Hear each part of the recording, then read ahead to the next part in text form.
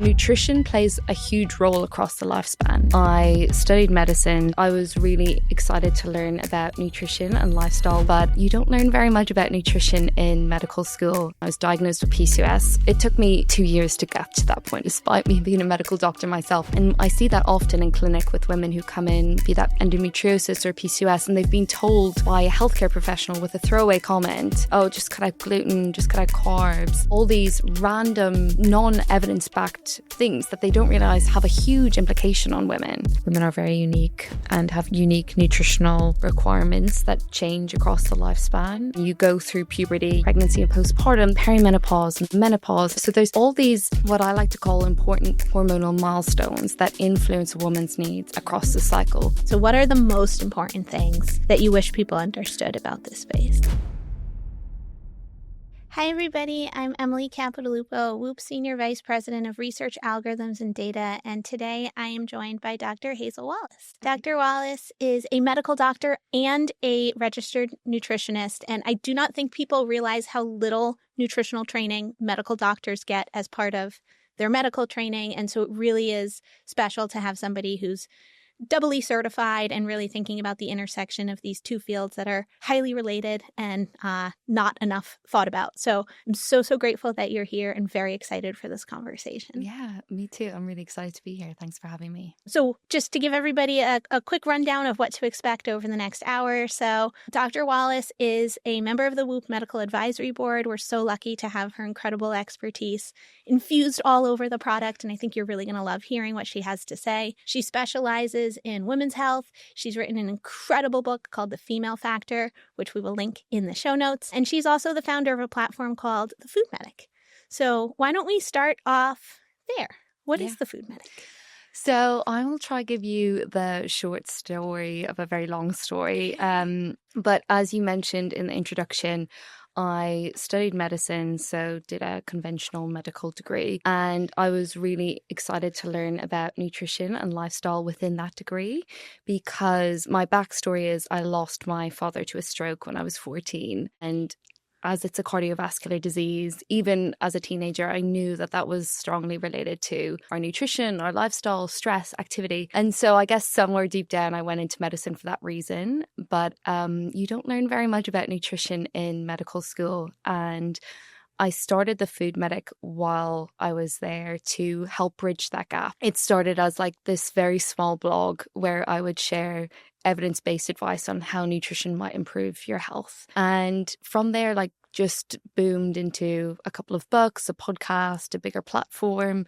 It's been going for more than a decade now. And throughout my time working as a doctor, I went back and retrained as a nutritionist, did my master's in clinical nutrition and public health because I wanted to really expand my skill set. And now that's my primary job, working as a nutritionist with women primarily. So you focus on working with women. Why is nutrition for women different than nutrition for men? I'm so glad you asked that question. So I'm sure you know this. I know that this conversation has happened on the WHOOP podcast before, but most of the medical research that we have, or should I say, most of the scientific research that we have is based on male bodies, male cells, male mice, and just extrapolated to women as if we're just small men, which isn't the case. And that's true of nutritional sciences as well. And while now there's a huge movement to gather more data on women, and, you know, through WHOOP, we're able to do that as well. A lot of what we have when it comes to women, or a lot of the advice, is just kind of left up to guesswork. But women do have completely different requirements to men, and we have a different hormonal profile which changes throughout our lifespan. So namely at puberty, when we go through puberty, we get our first period and we start our menstrual cycles, and that is a monthly fluctuation of hormones, namely estrogen and progesterone, but a few others. And they don't just fluctuate and influence, you know, when we bleed or when we ovulate. They influence everything from our mood, our metabolism, our nutrient needs, our gut health, our strength, our energy. And so we are starting to really piece together the research now and the data that we have on how we can help tailor nutrition and lifestyle advice for women. And then I guess beyond those reproductive years, we're thinking about the perimenopause and the menopause, and then you have another hormonal shift. And if you get pregnant and you go through pregnancy and postpartum, then you have another hormonal shift. So there's all these, what I like to call important hormonal milestones that influence a woman's needs, especially when it comes to nutrition. So can we connect some of these dots? Like, women are not small men. I think our members and podcast listeners have heard me say that a few times. Fully with you there. Women have fluctuating hormones related to various life events, including just like the typical monthly cycle. What does that have to do with nutrition? Why do hormones, which I think people do understand to be different between men and women, impact nutritional needs? Good question. And there's a couple of ways that it might directly or indirectly. So indirectly, when you go through puberty, you obviously are bleeding monthly for the first time. And so iron losses are high. So we need to think more about iron in the diet. And when it comes to girls and to women as well. But then for other reasons, so when you go through the menopause, the big significant change is that estrogen drops. And estrogen, we know it as a sex hormone, but it's so important for things like bone health, for cardiovascular health. And so that drop in estrogen means that we are more at risk of things like osteoporosis. So then calcium, vitamin D become even more important. We're thinking about protein because muscle mass as well is impacted, but also from a cardiovascular point of view. And that's a kind of another whole topic when it comes to women's health, because we often say, you know, heart disease is a man's disease, but women also experience heart disease. After the menopause, we're more at risk because we have that drop in estrogen. Estrogen impacts everything from even how our vessels dilate and contract. So we get this sharp increase in things like blood pressure and cholesterol. So then we're thinking about things like fiber and movement. So nutrition plays a huge role across the lifespan. And, you know, before we started this podcast, you were sharing with me about breastfeeding. During breastfeeding, we have higher nutritional requirements as well. And it makes sense because you're using so much energy to feed a baby. And even women who choose not to breastfeed, or maybe they can't breastfeed for whatever reason, you're still going through a recovery period, and maybe you've had a lot of nutrient losses during pregnancy. So we really need to create, I believe, nutritional guidelines to help support women throughout these life stages. Yeah, so I want to double click on a couple of things that you said, because you said a lot of interesting things just now. A couple minutes ago, you mentioned that, you know, most research is done on male cells, male mice, male humans. It wasn't even until 1993 that like clinical trials were required to include women, and they still underrepresent women, even though legally they're not supposed to. When we look at things like, you know, the back of any packaged food, you see, you know, a little nutritional breakdown, and there's like percent DV, which is like daily value or recommended amount. All of that research that went into saying like, this is 12% of the iron you need today, or, you know, whatever percent of the calcium. All of that's based on men. How much does that differ for women? You've talked a little bit about how it varies throughout various hormonal phases of life or phases of the month, but how far off are those male recommendations from what women should be targeting? It's really difficult to say, and you're right in that we have like adult recommendations, but we only have specific female-based recommendations when it comes to key life stones. So pregnancy, breastfeeding, postmenopausal, but not for every nutrient. So I think there's definitely a lot that we don't know in terms of like how we could maybe optimize a woman's diet. And it's really difficult to know unless you are doing a lot of lab testing, because most people don't have their bloods checked unless something goes wrong. As we know, a lot of people are, you know, vitamin D deficient, especially this time of the year, especially in the Northern Hemisphere, because we're just not getting enough from sunlight. It's hard to say how far off we are in terms of the recommendations, but when we really tease things apart and we talk about how our nutrient needs are changing across the menstrual cycle, across the different life stages, we do have different needs, and they need to be accounted for. One thing I'd love if we could pivot to is, we talked a little bit about how, you know, you were inspired to become a doctor in part by this understanding that nutrition was so important, realized you didn't actually get that training as part of becoming a doctor, and retrained. Can you talk a little bit about how much nutrition training doctors actually get? Because one thing that I found very maddening, and we'll tell anybody who will listen because I think it's important for people to understand, is like, I was complaining about a lot of things after I had my daughter, and my PCP like asked some really basic questions about diet, told me I was doing great, and then told me all of my symptoms were explained by like having a little kid and was very dismissive. I fired him. And I turned out to be like very vitamin D and iron deficient, in part because of like childbirth and then nursing and all that kind of stuff. And I ignored those symptoms. I think people don't understand how little, like this is not the right person to ask. Yeah. And so get like false confidence or confused because of that. And so why was it important for you to retrain, and what did you actually get as part of your medical doctor training? So I had a single lecture. Yeah. And I can't speak for all medical schools because I know it's different across the world. Like some people get a full day, some people get 30 minutes, some people don't get anything at all. And within the UK, there's a huge drive that now within medical school training that they are including some nutritional teaching, but it varies. And what I learned through going through a medical degree and then a nutritional degree is they're very different sciences. And so I think it's very easy to assume that doctors should have that knowledge, but should we expect them to be training or is that a completely different specialty for a dietitian or a nutritionist? And it's really difficult because I know how much you have to learn within medical school and how difficult it is to add anything else in there. It's hard to say what the best way forward. I think doctors should have some nutritional knowledge. So when people like you come in those core life moments, you're able to have that red flag. Well, this woman's, postpartum, she's breastfeeding, she's experiencing these symptoms. I should be thinking about X, Y, and Z. So it's incredibly important from that point of view. And it's not just about correcting things when they go wrong, but helping people stay well as well. And that's what I'm really interested in. Even to share my own story, I went to a gynecologist a couple of years ago, 2018, and I was diagnosed with PCOS. It took me 2 years to get to that point because they were just, ignoring me despite me being a medical doctor myself. But that gynecologist turned around and said to me, well, you don't need medication, but come back when you want to get pregnant and, don't have carbohydrates. And then close the door. And that was the end of the conversation.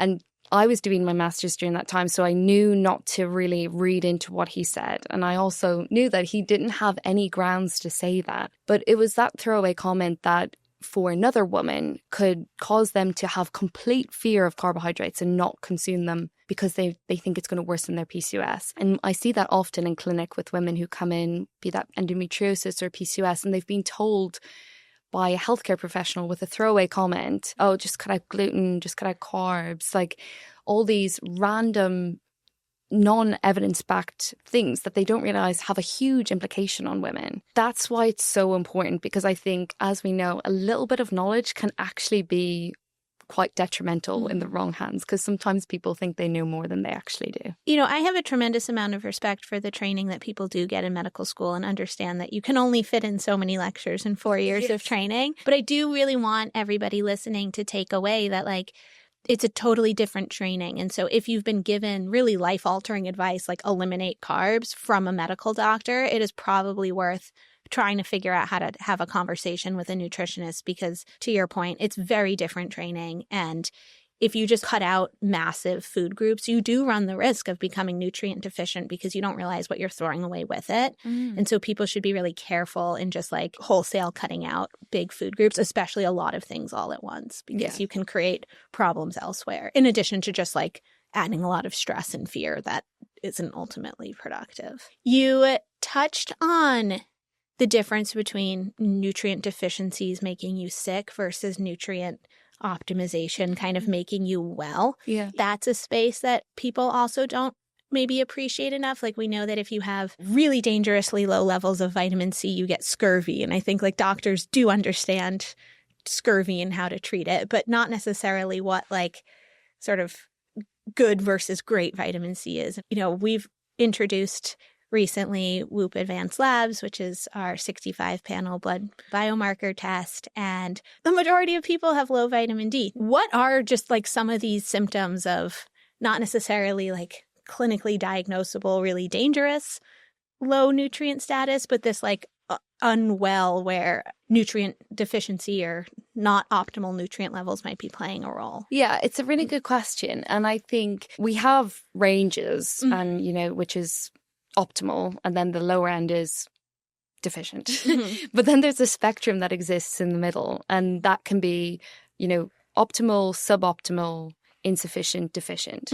And you can be somewhere along that spectrum. And sometimes you can be suboptimal and your doctor may not do anything about that or just advise you from a dietary perspective. But really, we want to keep up in that sufficient area because, yes, we have, severe vitamin D deficiency, but also suboptimal levels could be impacting things like your immune health, your bone health, even things like maybe impacting things like insulin resistance if you're at risk of that. So it's important that we stay topped up in these levels. In terms of what symptoms you might notice, because there's so many different nutrients that we could be deficient in, it's hard to pinpoint exact things, but they're probably going to be things that you could attribute to something else. So feeling more fatigued, finding it harder to recover from workouts, finding that you're picking up more illnesses like the common cold more frequently than you normally would, feeling quite lethargic with works or working out, finding your energy dipping in the afternoon, to things like hair loss,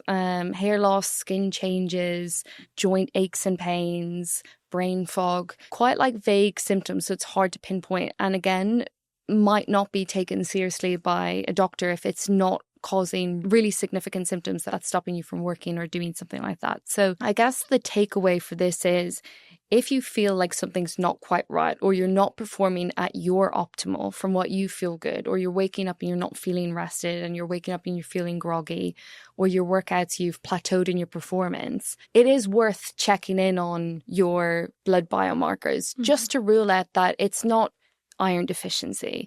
And maybe it isn't. Maybe all your blood biomarkers are fine, but at least you know that that's that's one thing that you don't have to address, and you can focus on things like sleep, topping up your nutrients through your diet, and making sure that you're making time for stress management. So I think it's useful to have us to pair both of those things together so that we can really tailor our healthy behaviors for kind of long-term health, as opposed to just fixing things when they pop up. So if I can repeat back what you said, because I think there's a lot of really good actionable tidbits in there. So people should really think about their doctors, their MDs, coming into play when they've reached this state of disease. And that's really what medical school is focusing on. But there's a whole bunch of this not quite feeling awesome that doctors are not really trained to deal with. And so doctors aren't necessarily going to help you with, but a nutritionist can. You mentioned a lot of symptoms that are vague, but really annoying. Nobody wants to deal with hair loss. Nobody wants to deal with fatigue. Nobody wants to get more colds this, winter than they need to.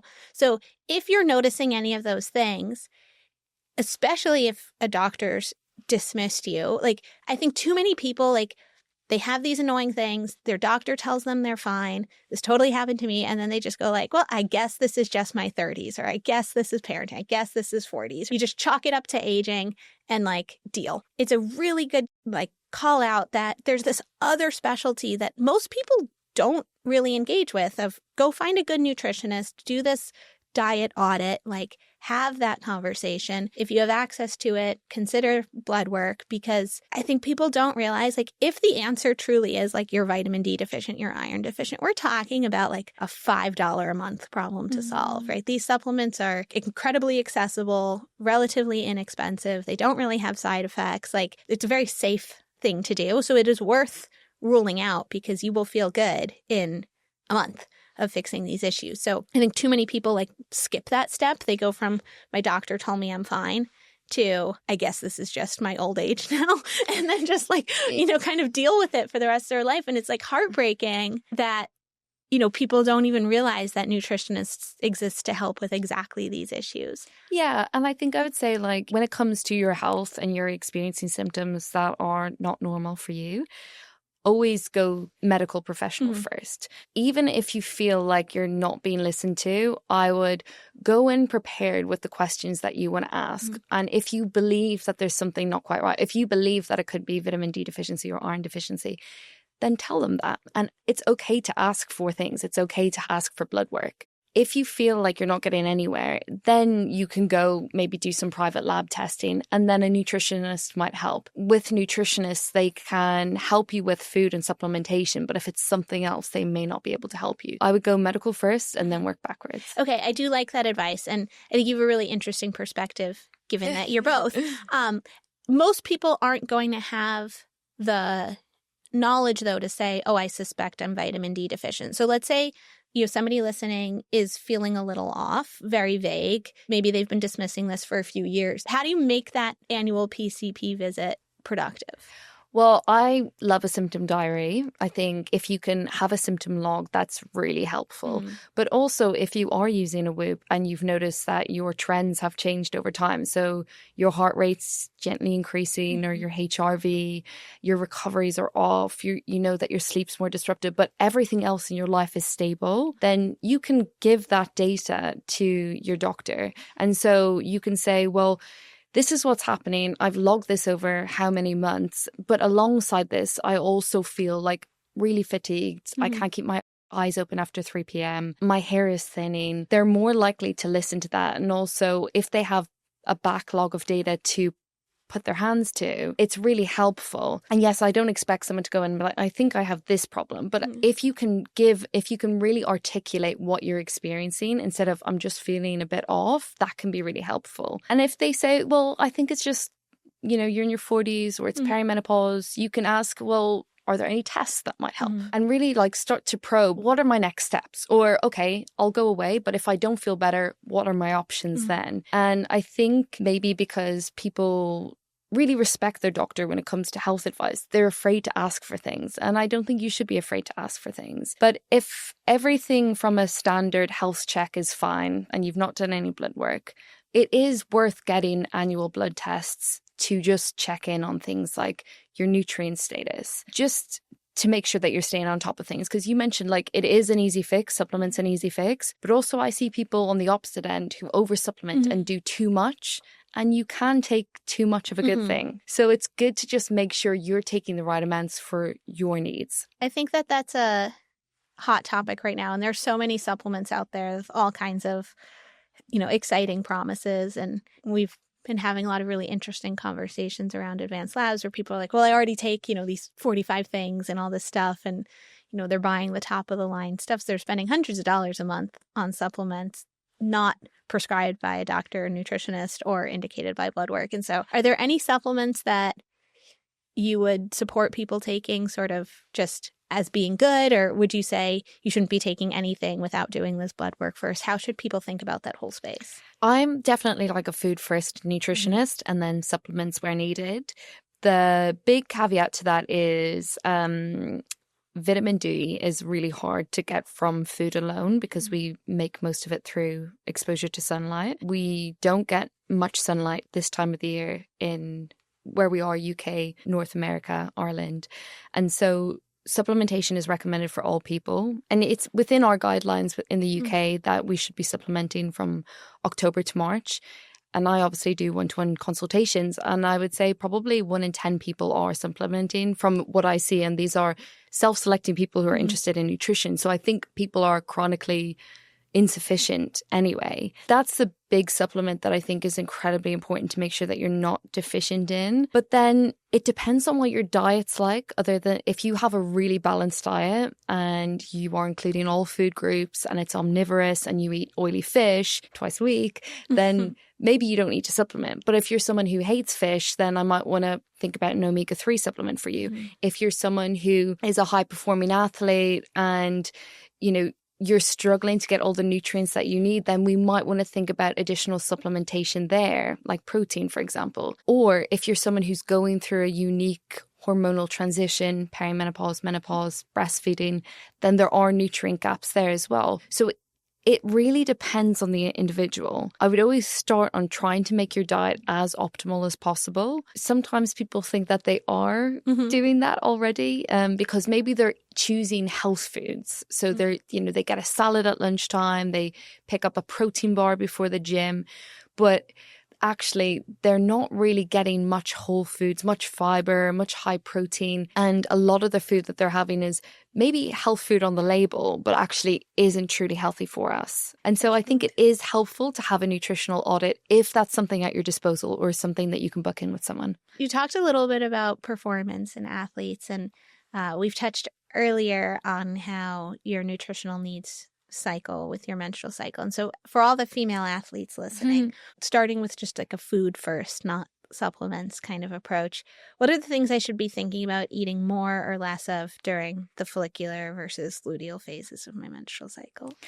So this area is so fascinating. You know what I'm going to say? There's scant research when it comes to this particular space, but growing. I've seen it integrated into some, like sports nutrition and sports dietitians, what they're doing with female athletes, and it's really interesting. So I'm sure you guys have covered this a million times, but a typical menstrual cycle textbook is 28 days, and the first half of the cycle is your follicular phase and the second half is the luteal phase with ovulation in between. And during that time, in the first phase, estrogen and progesterone are low, and then estrogen rises just before ovulation and peaks. And then in that second phase, estrogen and progesterone both rise and peak mid-luteal phase. The reason I mention that is because estrogen and progesterone both drive different nutritional needs and requirements, and also gut symptoms across the cycle. So typically we find in that kind of early follicular phase, so during the bleeding phase when hormones are low, nutrient requirements aren't specific per se, but you might find because of all the prostaglandins, those inflammatory markers, that actually your gut is a little bit off. People find that they get really loose stools during that time. And so paying special attention to things like maybe you're not having too much caffeine, spicy food, even like sugar-free foods or chewing gums that can produce a lot of gas and can make those symptoms worse. And if you are an athlete, thinking about hydrating more as well during that time. Because we're losing iron, we want to think about replenishing that iron, getting some vitamin C in there because it helps with iron absorption. So, like bell peppers, citrus foods.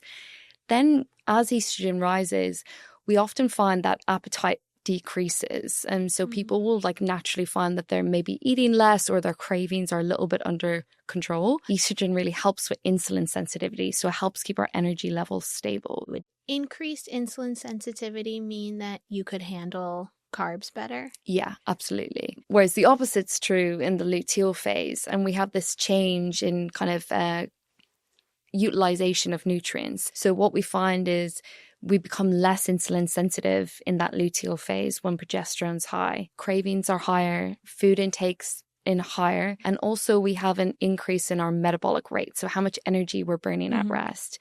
And this will vary from woman to woman, but some studies estimate up to 300 calories extra per day. Your body's going to tell you to consume less because cravings are lower, but your sort of resting metabolic rate is actually 300 calories higher. This is in the luteal phase. So you actually will crave more and you'll eat more. You crave more. So because your metabolic rate is high, your body is very intuitive and it starts telling you we need to eat more food. So naturally we see an increase in food intake. So we see cravings increase, metabolic rate increases, and food intake increases. So that's interesting. So you're saying that in the luteal phase, that second half of your cycle, I'm going to be hungrier, but my body needs more. So it's okay to give in to those cravings. Yes. The follow-up question I often get for this is, so I need to eat 300 calories extra per day in the luteal phase. And it's not that prescriptive. I don't want women to go back and start tracking that. But if you are finding that you're more hungry in that phase, which most women are, I want you to really double down on your nutrition. So if you find your cravings are out of control, we need to think about, are you having regular meal times? Are you making time for snacks? Are those meals balanced in carbohydrates, fat, and protein? And because you're less insulin sensitive, we need to be even more kind of careful about what carbohydrates we're having. Are they high in fiber?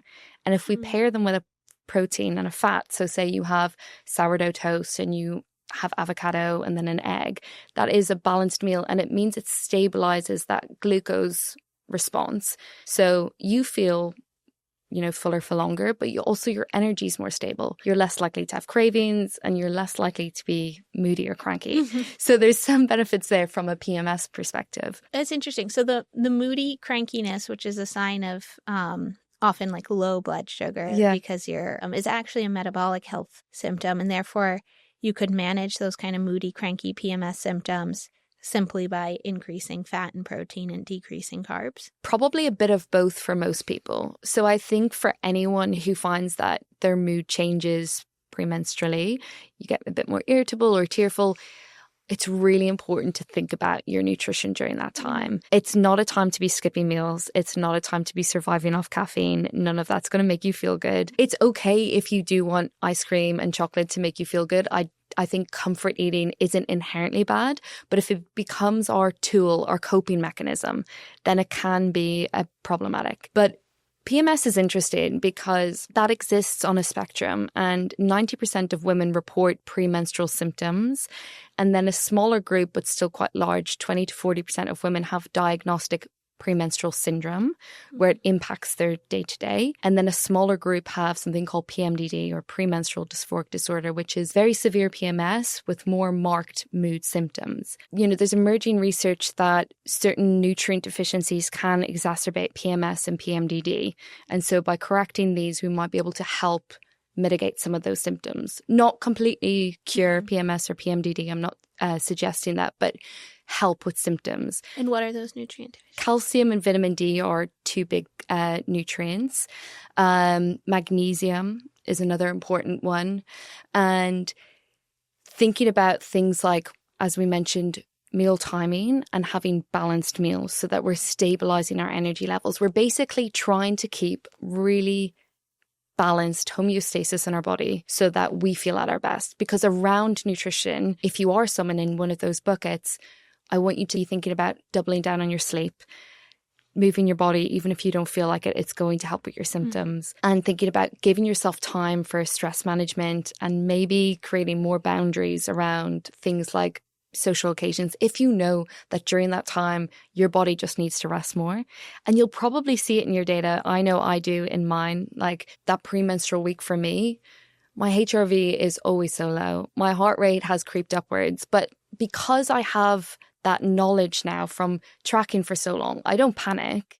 I know what my body needs, and I know it's going to recover the next week. It just pings back up come day one of my cycle. It's so funny because even in the morning when both my partner and I will look at our Whoop scores, and if mine's like progressively getting lower, he'll say, "Are you in your luteal phase?" Like he knows now like what it means for me, and I just know what my requirements are.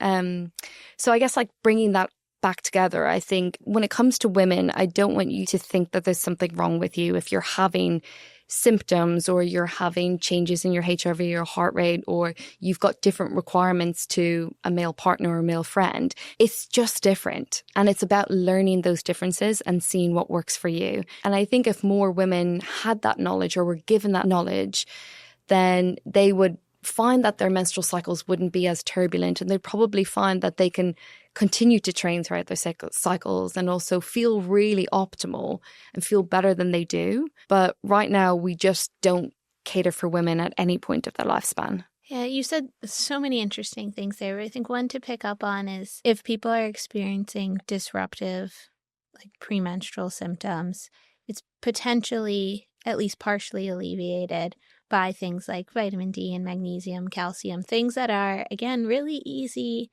to supplement, but really helpful to understand if that's what's going on. I think just not suffering in silence and sort of resigning to, this being reality until menopause makes it all go away or something, but it's worth checking in on those things. And then you also, I think, hinted at the importance of symptom tracking, because some of these patterns, like, oh, I get more irritable during my luteal phase, like, are really easy to miss.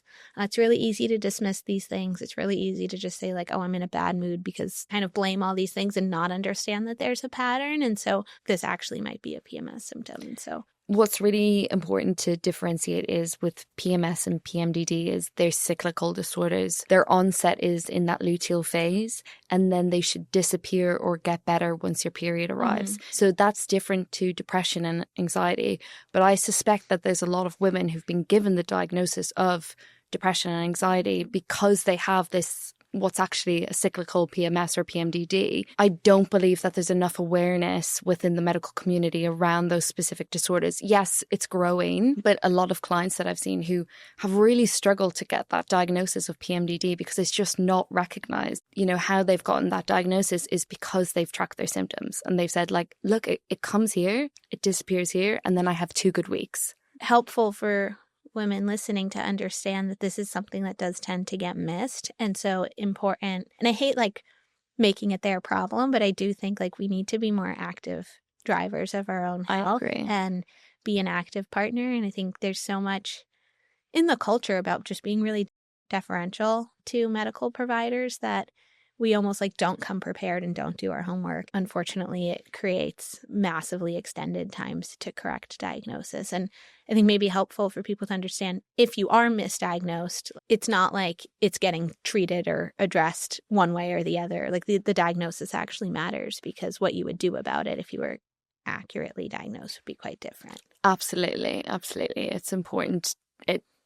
Especially when, what we just mentioned there, depression, anxiety, and they're very different to PMS and PMDD. So it matters to get the right diagnosis. So we've talked a lot about the menstrual cycle. I want to shift a little bit to perimenopause and menopause. And in some ways, it's some of the same conversation, because it's the decline of estrogen now happening over a larger scale versus within the cycle. But what are some of the nutritional needs that women might face in that phase of life? And how are they a little bit different? Yeah. So it's often really hard to know if you're going through the perimenopause, because the symptoms can be quite vague as well. One of the most common symptoms that women will notice is a change in their cycle length. So it will become more regular. And you can spend anywhere between 4 months to 10 years in that perimenopausal space. And during that time, the hormones are declining, but they're fluctuating a lot. But once you go through the menopause, and that's technically one point in time where you've not had a period for 12 months, after that, estrogen is very low. We mentioned it earlier, but estrogen is incredibly important for bone health, cardiovascular health, brain health. And so what we need to think about in that perimenopausal transition and the menopause and postmenopause is, what are we going to do to protect those areas? So thinking about it in that way and looking at bone health first, calcium intake's incredibly important. Calcium intakes have actually been declining because people are moving more away from kind of dairy and dairy products and more going towards dairy alternatives. If that's you, always make sure you're going for a fortified version. So calcium's incredibly important, but also vitamin D, vitamin K, and magnesium for bone health. Most of those you can just get through your diet. Vitamin D, as we mentioned earlier, I would supplement, especially during this time of your life. But protein as well is incredibly important for bone health. It's often not included in the bone health conversation, but it's important because we want to maintain that muscle mass in the perimenopause and the menopause so that we have independence and strength. Protein's incredibly important then. So thinking about that, getting regular intakes of protein across your 3 meals a day, plus or minus snacks, is a good place to start. Nutrition aside, when it comes to your bone health, you need to be doing weight-bearing exercises and some form of impact. We see a huge drop in physical activity in women during this time of their life, and not just because of maybe interest, but, there's lots of stuff happening in your life. You might be dealing with sick parents. You might, your kids might be going off to school, university, college, whatever it might be. So there's lots happening, but it's so important to make that time for you to do, even if it's twice a week, some form of impact or strength training to help strengthen those bones. Bone health aside, we're thinking about cardiovascular health. This is incredibly important because we see a sharp increase in cardiovascular disease in women after the menopause.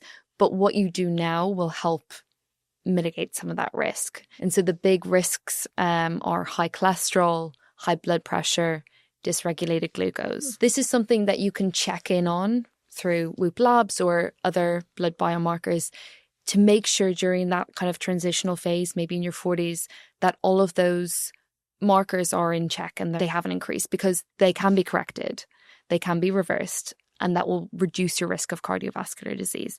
And all of that can be managed through nutrition in most cases. Sometimes people need medication, and also movement.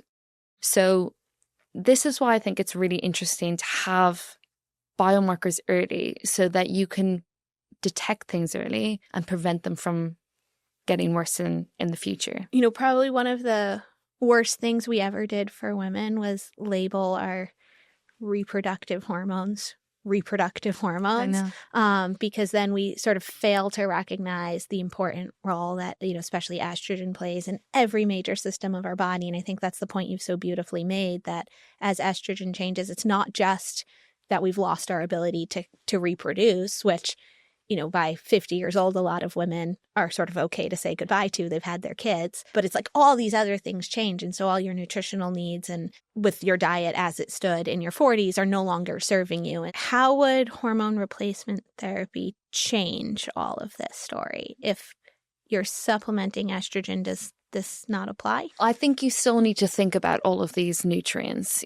Again, we don't have enough research around HRT, hormone replacement therapy, and nutritional deficiencies or recommendations. You're still at risk. And also, hormones aside, we are at a different age than we were as well, in our 30s, and age does impact metabolic status as well, and bone health and things like that. So I still want you to think in the same way as someone who wasn't on HRT.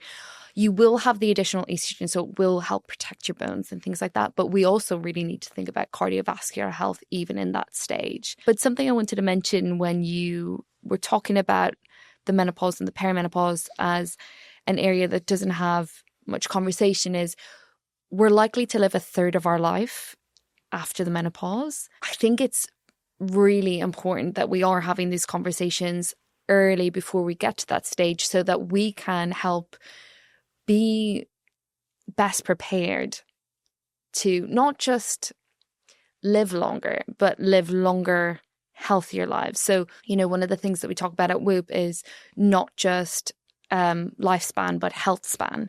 And so we want those years to be healthy years. And for me, what that is independence. It's being able to do the things I love. It's being able to be active, free of pain. What we do in our everyday now, in our 30s and our 20s, helps us have those longer, healthier years as well. I love everything you just said. Fully agree. And I think that as lifespans are extending, and they have quite a lot in the last 50 years, without health span keeping up, there's this increased likelihood that, you're going to live longer, but less healthy in that kind of final decade of life. What are the misconceptions or things you wish people understood about how their diet in their 30s, 40s, 50s are either setting them up or not setting them up for health in, let's say, that marginal decade of life? Definitely in our 20s and our 30s and maybe younger, we think about our diet just on a day-to-day basis, what I need to eat today. And sometimes it's just what I have in the fridge or what I have in the cupboard. And there's not much thinking beyond that. Some people who are more health conscious might think about their food a bit more if it comes to performance, but not many people at a young age are thinking about how their nutrition is going to impact them in their lifespan. But it's so incredibly important because while we can't say that, certain diets are going to make you live longer, we know that certain diets impact things like inflammation and impact risk of cardiovascular disease. And I'm thinking about the anti-inflammatory diets, and there are multiple types of diets that fit into that category. Probably the most famous one will be a Mediterranean style diet. And we know that because there's so many antioxidants and anti-inflammatory properties within that diet, it can help mitigate against things like cardiovascular disease. Now, eating that for a few years of your life and then not doing it again is you're going to undo those effects. So it's something that needs to be lifelong. Also, in the same breath, if you follow that most of the time, but occasionally you have a processed snack, that's also not going to massively change things. It's what we do most of the time that impacts our health in the biggest way. What's really important is thinking about your health now and how that will impact you in the future. There's no, magic prescriptive way of doing this. Like there's no specific X amount of protein that's going to make you live longer or prevent you from getting heart disease or prevent you from having Alzheimer's. But just largely focusing on the principles that we all know that work. Largely a whole food diet, focusing mostly on plants, including healthy fats, oily fish, limiting processed foods and processed red meats, and alcohol and sugar. And that's largely the principles that we should live by. If that's what you focus on while trying to get enough sleep, moving your body regularly, having good social connection, which often isn't included in these conversations, that's what we know helps people live longer, healthier lives. I imagine that most people who are listening to this podcast are more performance inclined and so are probably already doing a lot of what you just said a lot of the time. And so I'm curious, for that cohort who is already trying, what do you find are the the shocking things that like well-intentioned, sort of committed, motivated people are getting wrong? That is a really good question. I think sometimes if you are doing all of the things, all of the basics well, it's easy to feel like you need to add a lot of icing and cherry on top of the cake. And what I mean by that is I find that people who are very health conscious can sometimes over-supplement and maybe try a lot of niche things when it comes to the health. And I don't think that that's necessarily a bad thing, but I think it's helpful to every so often audit what you're doing and see if you can reduce things. Because too much of a good thing can be a bad thing. If you can limit how much additional supplements or extra recovery modalities that you need that are unnecessary, I think that's helpful. And helpful more than just saying like, hey, you're just making, your pee expensive. I've heard a lot of times like Americans have the most expensive pee and sort of referring to just we over supplement. If you have a really healthy diet and you are getting in your greens at meal times, you don't need a greens powder. It's unlikely to change anything. Instead, put your money into buying, really good quality meat instead. I understand that this message is not exciting, it's not sexy, and for some people it seems like that's quite boring because I'm doing that. It can't be that simple. It is that simple. We can search too long for the magic pill or the magic supplement that's going to make everything better, but it's really just doing the basics and doing them well and being consistent with them. If you do really want to squeeze out that extra 1%, so you are a high-performing athlete, it is helpful doing things like blood work and making sure that you're not deficient. It is helpful speaking with a nutritionist and a dietitian to see how we can optimize your diet for every day, but also for performance, because nutrition for healthy living and longevity is very different to nutrition for performance. And in some ways, it's counterintuitive because, if you're performing, we're thinking about lots of sugar and we're thinking about, fast acting carbohydrates so that you can perform at your best. There are nuances to this, but I think try not to stray away from what we know works well, the fundamentals. How could somebody think about exploring, is this doing anything for me? If it's even like 1 or 2% better, it's worth it. Like, how would you think about that? Especially in those high performance spaces where it's like, this person I respect is taking this green powder and this person I respect is using this creatine. And then all of a sudden it's like you're using everything that everybody you follow likes and you have, a whole supplement. I mean, if you're starting multiple different things at one time, it's hard to tease out what is actually helping you. So starting one thing at a time, trying it for 8 weeks and seeing if it improves your symptoms. I usually say that in general with supplements, give it a go for 8 weeks. But if you are someone who has a healthy diet and you have a greens powder and you're finding it's helping you in whatever way, maybe gut symptoms, bloating, that kind of thing, it could be because of the prebiotic fibers. It could be more from the gut health aspect. And that might mean that you simply just don't have enough fiber in your diet anyway. Adding more things like different beans and pulses, whole grains, nuts and seeds, things like flaxseed and chia seed is likely to offer you the same benefit, if not additional benefits, because they're whole foods from just having that supplement. So I think it's important to think, what am I missing? Why am I taking this supplement? If it's because you're having gut issues, you should really be speaking to a doctor and or a dietitian to figure out like, what can we do to optimize it in that way and correct it? Because it could be that you need a probiotic as opposed to a prebiotic. It could be that there's something underlying happening. I'm not completely against taking supplements that even if they don't have a huge amount of backing behind them, if it makes you feel good and it's not doing any harm and you can afford to do so. I like the very practical advice about one thing at a time and give it 8 weeks. A lot of times people, they get committed, they go on ChatGPT, they get their 15 supplement stack, they go spend $1,000 and they take everything all at once. And then they're like, I'm so healthy. It's like, you don't actually know if any of that's working for you. Yeah, that's it. And supplements are the wild west. They're not regulated in the way as medicines are, so they don't always have to prove efficacy or safety. And depending on where you're getting your supplements from, there can be huge variation in terms of what they say on the label versus what's in there. Like some of the studies done on when they actually analyze the amount of nutrients that are in there, and it can be like 300 times of what it said on the actual label, or like half or 30% of what they've said. So I think if you can limit how much supplements you're taking, I generally think that's a good thing. Obviously, there's a place for them, but just taking them for the sake of it because you've seen them online and help someone else, I'd really question, why am I taking this? What am I missing?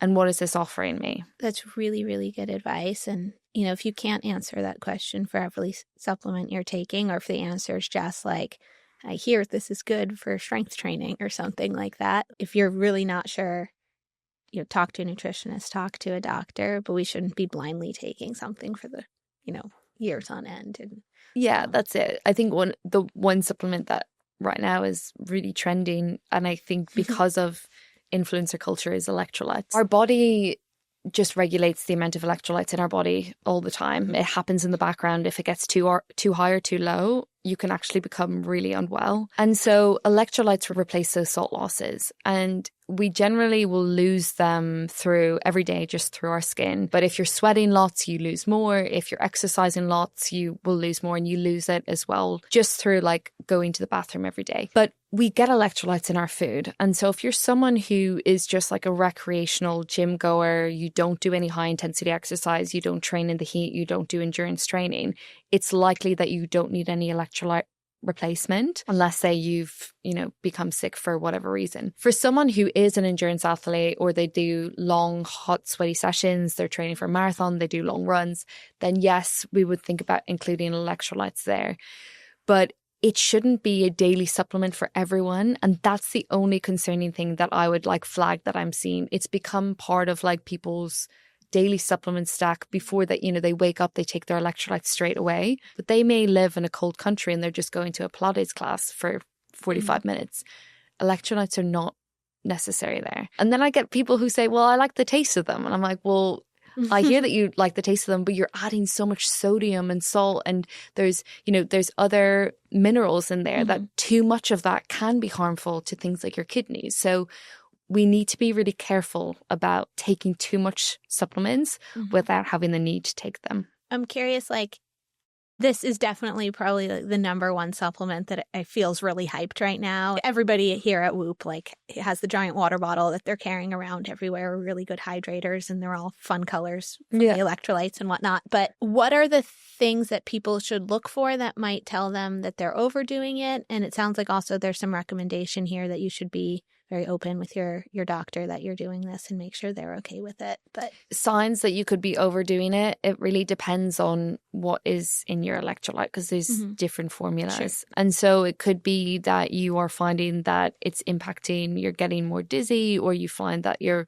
blood pressure has changed, blood pressure's increased. It could be, changes in passing urine. Symptoms can be quite vague. Finding that it's impacting how you perform in terms of sport and exercise. It's hard to pinpoint depending on what is the actual electrolyte that has increased. And for some healthy individuals, they will find that their body's just going to correct it. So constantly we have like this internal balance where you're going to breathe out more CO2 and your kidneys are going to filter out what you don't need.